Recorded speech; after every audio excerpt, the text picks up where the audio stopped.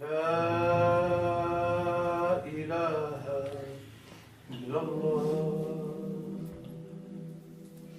سيدنا ونبينا وشفيعنا وحبيبنا وسندنا ومولانا محمد رسول الله صلى الله تعالى عليه وعلى آله وصحبه وبارك وسلم تسليما كثيرا كثيرا.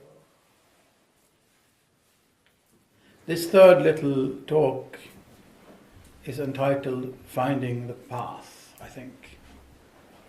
Finding the trail? Finding the trail, yeah. Finding the trail. See?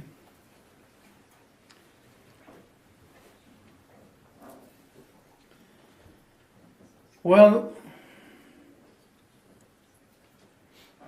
someone had asked me many years ago what it was like finding Islam, or something to this meaning, or what did it feel like when you found Islam, or something like that, or what is like before.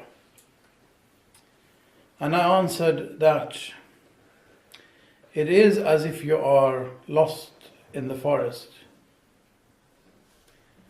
You run this way, you run that way. You're desperately trying to find some sign of which direction you are supposed to take to get home or to find your way. And then suddenly you happen upon a path or a trail, even I suppose some footsteps. The joy you feel then, that finally after all this time lost, being completely without an idea where to go, which direction to head, starting almost to despair of ever finding your way out. And then suddenly you find this path, you find this trail, you find this track or these steps to follow. That really is what it was like to find Islam after the long period in the dark. So, the dark, long, cold, possibly bitter, barren winter is going towards its end. Toward its end. There is always an end to darkness. And it is obviously in light.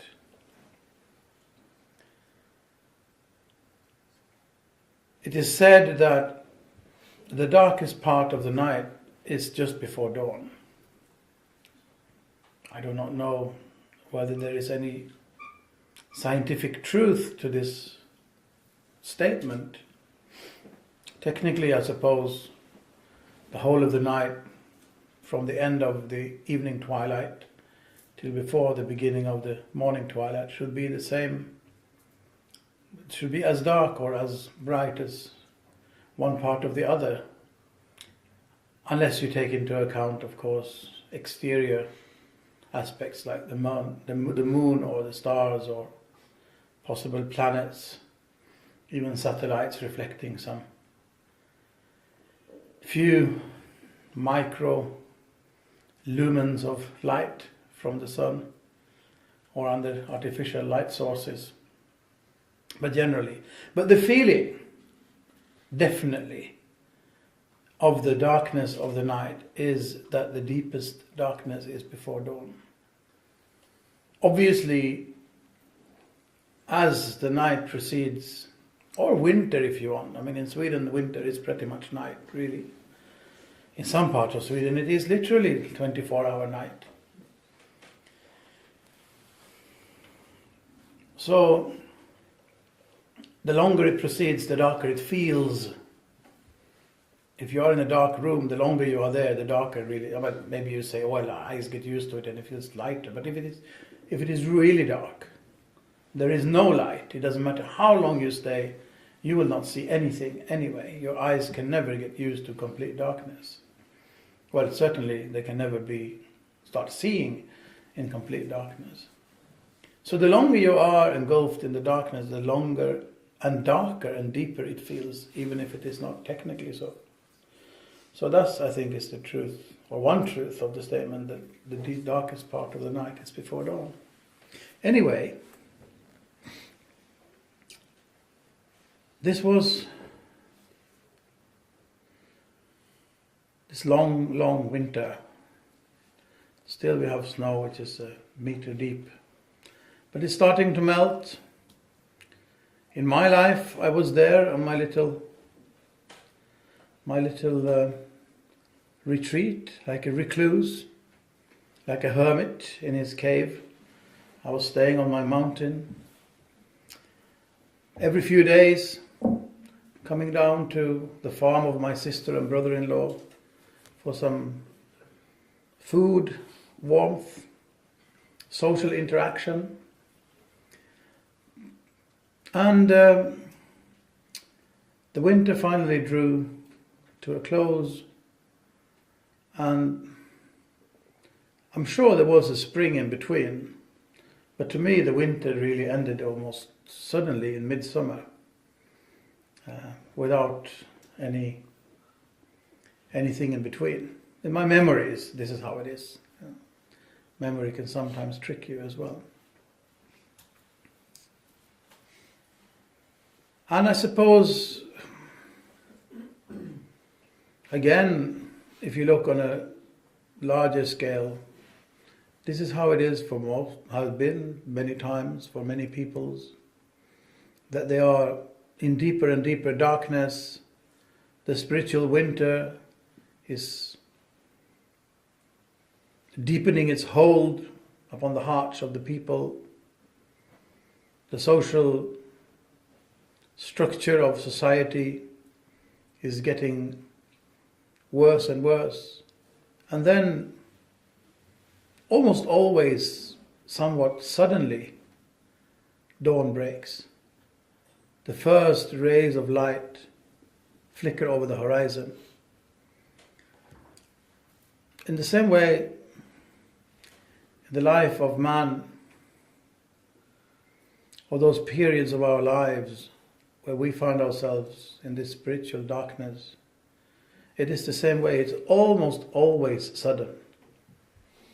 When the light comes, it's almost always just as unexpected. Waited for, yes. Long awaited, but still unexpected. And this is how it was in my life as well. Winter had turned into spring, a very short spring. Has to be after a long winter. And then summer. Almost. In Sweden, summer hardly even starts until midsummer. It's almost a bit of a misnomer, really, when you say midsummer, because summer almost starts at midsummer, especially in the north of Sweden. Spring is hardly over by midsummer, really. But anyway, midsummer, 1980 AD. I'm not that old, you know. I'm sitting in the kitchen of the house in my sister's farm. Now, in the north of Sweden, many of you know this, in the north of Sweden, people tend to spend most of the time in the kitchen.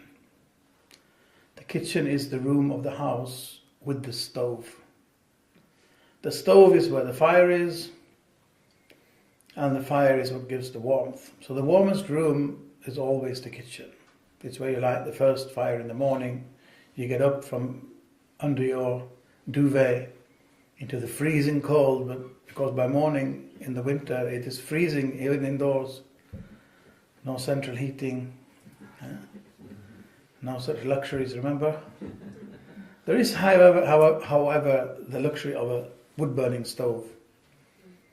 And you light the fire and possibly, if you have some sense, go back to bed again for a while. But anyway, so the room warms up, and then throughout the day, the kitchen is the room which is warm. There may be a sitting room, but it is hardly ever used. maybe when you have guests or on Sunday or something, they will use the sitting room. Otherwise, it's the kitchen. You spend your time in the kitchen. You sit and talk in the kitchen. You read in the kitchen. When visitors come, you entertain them in the kitchen. And visitors come unannounced. It is very common, especially among these people, these new wavers, as they were called, green wavers, sorry, the green wave, gröna vågare, the green wavers. Can you say that in English? I don't know. Anyway, not really the same as New Age, I think. It felt to be much more serious, much more mature, much less hyper or hyped up, and certainly much less artificial than what's called New Age today. Although there are some connections, no doubt. But also in the north of Sweden, they never locked their houses, you know that. Well, maybe they do now, but in that time still they did not. I remember my sister and brother-in-law, they didn't even lock their car. They even ever took the keys out of the car. I mean, if someone needs the car, why shouldn't the keys be in there so they could take the car and drive wherever they need to drive? Crime really was not anything people thought about. I'm sure it existed, but it wasn't anything that you sort of somehow planned for or were concerned with. It was only 30 years ago, you know. It's really fantastic. Time passes. Anyway, I'm sitting in the kitchen, and suddenly in the doorway appears, well, a man, or is it a man? I'm not even sure it is a man. It is a person with a big beard and an enormous turban on his head. Indigo-colored turban, like they have in western Pakistan, in Balochistan. And when he appears in the doorway, it is as if he fills the whole room. Of course, he doesn't fill the whole room physically, but with his presence, somehow he does, indeed. And I don't know, what is this? You know, is this a person? Is this an angel? Is this something else? I didn't know about jinns, so maybe I would have thought it was a jinn. I was just completely taken aghast. I could not, what is this? Anyway, this man, because it is a man, and he happens to be Swedish. A Muslim, but at that time I have no idea what is a Muslim. I had never even heard about a Muslim, or Islam, or Mohammad, or the Quran. Or if I had heard, I'd certainly forgotten by then. I did not know anything of these things. I think often that is how it is. You know, you are looking for something, you have a feeling in your heart, an inclination. Something is drawing you towards, well, you don't really know what. But then suddenly it usually comes somehow in a shape or form that you did not possibly expect. You were not even able to expect it because you didn't have any frames of reference. You didn't have anything you could relate it to. That's how it was for me. Islam came to me in the shape of this man, this Swedish person. And he sat down and talked a little bit, as you do when people come. I mean, after all, there was this green wavers. People were used to strange personalities coming on unannounced visits. It was nothing out of the ordinary, really. You know. Well, this though was something extra. Anyway, we talked a little bit. He made I offered him some tea. Now, my sister and brother-in-law being green wavers, tea means herbal tea, water with some herbs in it. Not really tea. But anyway, he didn't kick a fuss. He drank it, you know. So then he said, "Now I'll make some tea." He was a very different person. "I'll make some tea which will make your ears flap." So he did it also. I have never before or since met anyone as good as making tea as he was. He was the supreme tea maker, really. Anyway, so we had some tea, and this was obviously already we worked up some sort of. Well, I was quite intrigued by this person, as you might imagine. No word on Islam or anything like that, and I did not in any way associate him with any kind of particular religion, or certainly not Islam. I could not have, since I didn't know there was anything called Islam. Anyway, this happened sometime in the forenoon or late morning, and then I went out doing what you do on a farm and looking around, and in the evening I was going to take a couple of small billy goats with me up to the farm to join the big billy goat. Few of the small goat kids that they had left to grow to adult age. Not many of the males survive that long. It's their fate, really. They're not good for much except for breeding, and you don't only need only one or two for that. Anyway, but something strange had happened here. These two goats would not come with me. Otherwise, goat kids on a farm, if you've ever been on a farm with goats, they follow you wherever you go. They seem to, in their blissful ignorance, love human beings. Anyway, these two, as if they were commanded somehow, they did not move from the spot. I'm trying to carry one of them, lift him up, and sort of hoping his brother is going to follow, but no, put him down, lift his brother up. No joy. In this context, this man comes walking past here. He says, "You need some help. Or shall I help you?" Something, I can't remember the wordings. I said, "Yes, please, absolutely, by all means." He said, "Okay."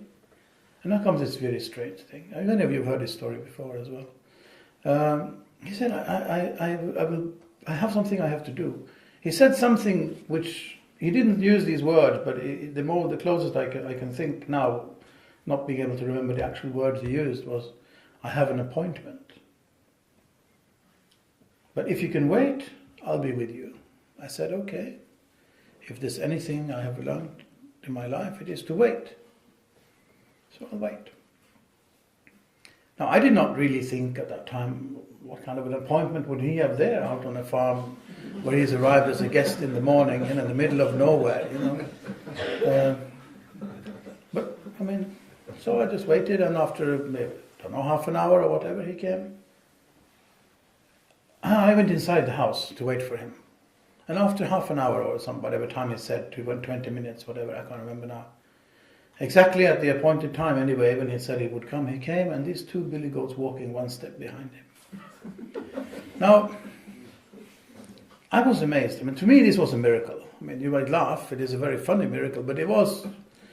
Miracles, there are different types and different degrees or status of miracles, but one is the miracle of the followers of the truth, as a reflection of the miracles of the prophets of Allah.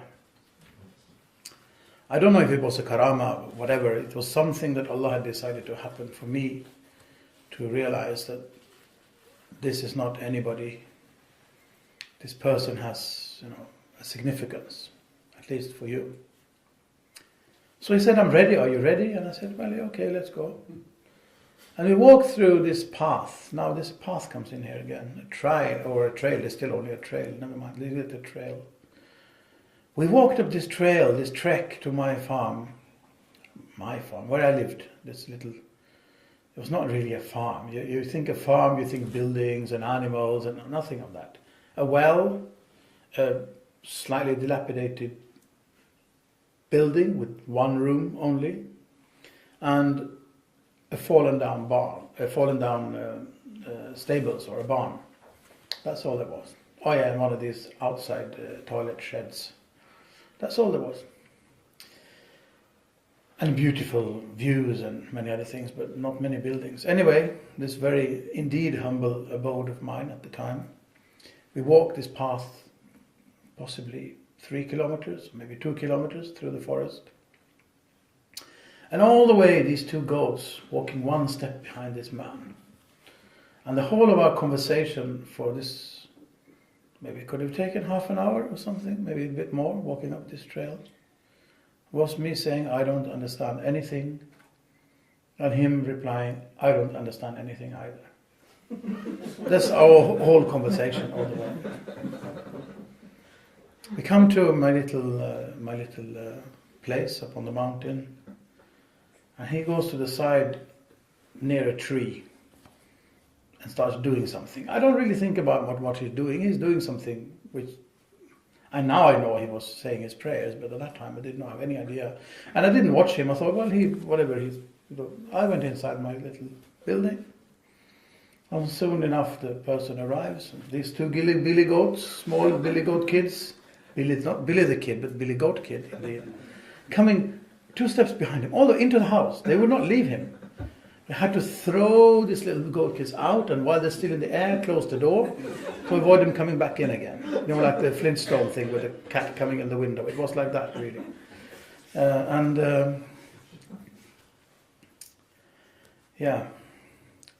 we sat down, and he started talking to me. And I have no idea what he was talking about. Really, I don't remember anything of what he said. But I'm sure he talked to me about Islam, maybe about the Prophet, maybe about Allah. I don't know. But I got, from his whole appearance, I got this impression that this is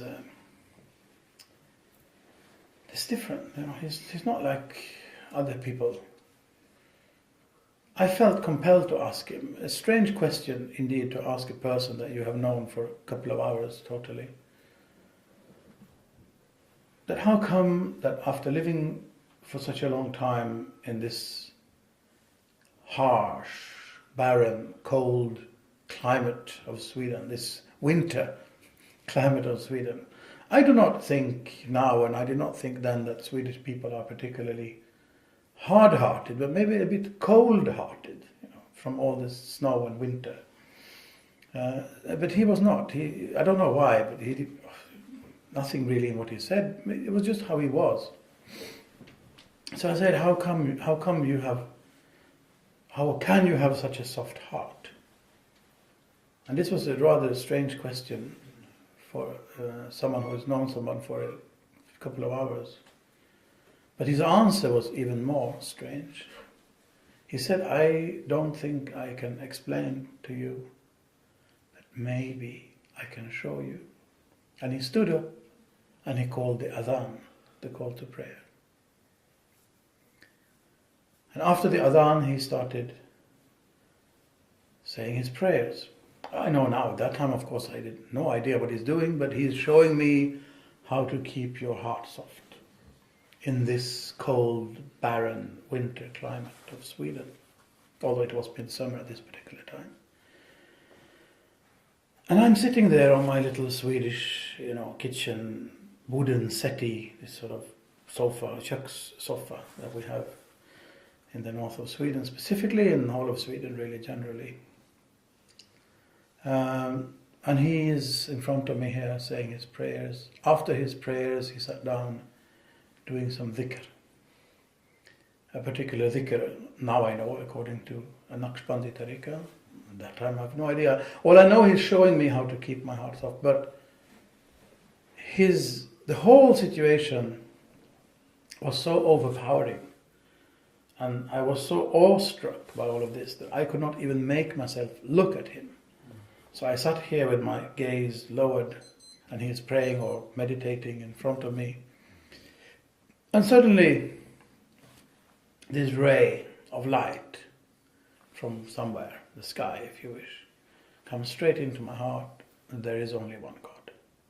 After never even having really known any God, I just know now there is only one God. It was an instant, and it was as if it was written on my heart. There is only one God. So I realized that this man represents something or has something which I am looking for. This is what I was looking for. But until that happened, until that moment, I did not know what I was looking for. I had no idea what I was looking for. Answers. I was looking for the truth. I was looking for what is right and what is wrong. I was looking for the meaning of life. But I did not know what I was looking for. I had a lot of questions, but I had no idea where to get any answers. And suddenly, this is it. Here it is in front of me. And then the story goes on. That maybe will be part of the next installment, mostly. There is still maybe... do you know what time is it supposed to carry on to? Don't want to break the schedule. Until 5:45. 5 minutes. Okay, that's fine. It's a continuing story, so it doesn't really matter where I break off, really. And although we're going to be now between finding the trail and next step, we're still finding the trail. This is the moment. This is my story. This is my story. This is the particular person that Allah had sent him in mysterious ways. And it's always mysterious if you do not understand it. You can say it is obvious, it's very clear, it's absolutely clear-cut, 100%. There's no mystery about it. Of course, that's also true.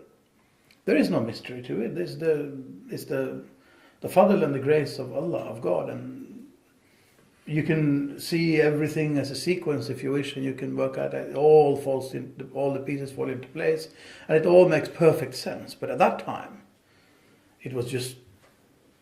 well, it was a miracle, and it was completely unexpected. Anyway, this man, he comes after having finished his dhikr, and me having had this experience within, which obviously, reasonably, he would have no way of having any idea what had happened to me. He came and he sat down on this same very sofa in the other corner, me sitting in one corner, him in the other corner. I think we sat cross-legged with our, not facing each other. And we sat like this for a long, long time. I don't know how long, because we were somewhere else. We were outside of the existence of time. If it was 10 minutes or 2 hours, I have no idea. Sometimes when I think of my favorite hadith, the hadith of Jibreel, where the companions of the Prophet ﷺ relate that they were sitting around him and suddenly this man appeared. This is a little bit, there's so many parallels here to me. And this is my experience, this is my story to this hadith. And there's one more similarity here is this time, because at the end of this hadith, the narrator said, فَلَبِثْتُ مَلِيًّا. I waited a long time. Maliyan is an amount of time in Arabic that is unspecified period of time. The only thing you can say about it is it's long. How long, you can't really tell. This was just Maliya. This is exactly how long we sat there. A long time. But how long, I have no idea. After this time, he leant forward and he brushed his hand on my shoulder like this, and he said, Muslim. Now how he could know what had happened to me or inside my heart, then he knows and Allah knows. I have no idea. But this is sort of the confirmation, as it were. And this is also where I got my name, by the way.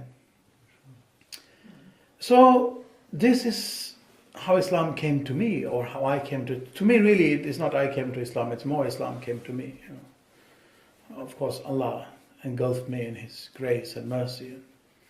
He after this long period of darkness, and I mean, it's always a sequence. There is, maybe it was preceded with someone will say, but it was preceded of a period of searching. You were looking for the truth. You were seeking the truth. You were seeking the answers. You wanted to find out. Yes, but even that, of course, was only Allah pulling me along. It was only the power from the One, the power from the ultimate being, the power from God that was drawing me along this. And I can see now, looking back, how I was prepared, how I was through the whole sequence, at least of a year, I was gradually prepared for this exact moment. At any other stage in my life, if this would have happened, it may very well not have had the same effect at all. Certainly if it had appeared a year earlier or 2 years or something, I don't think I would have been ready for it in any way. It came together exactly at that time. And this to me is a great consolation, for me privately, but for all of us, that it always comes exactly on time. In the lifetime of humankind, the Prophet Mohammad came at exactly the right time. Not an hour too early, not an hour too late. In my life, this experience came exactly at the right time.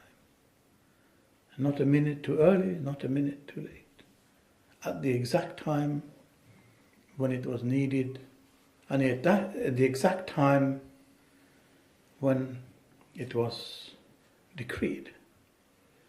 So it may look to us that the winter is long, and the winter is cold, and the winter is dark, and there is no way to find the answers, and we cannot find a trail or some tracks, or footsteps indeed to follow in the snow or in the night. But believe me, they are there, and you will find them exactly when you're meant to. So the journey, the travel carries on. Now I've found the trail. What happens next? It's another cliffhanger.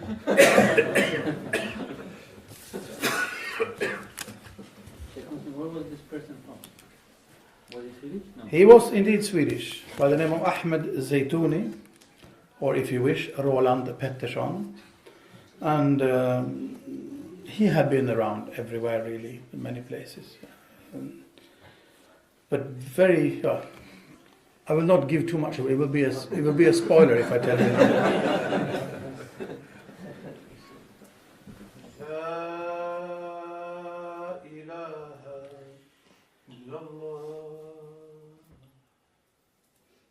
سيدنا ونبينا وشفيعنا وحبيبنا وسندنا ومولانا محمد رسول الله صلى الله تعالى عليه وعلى آله وصحبه وبارك وسلم تسليما كثيرا.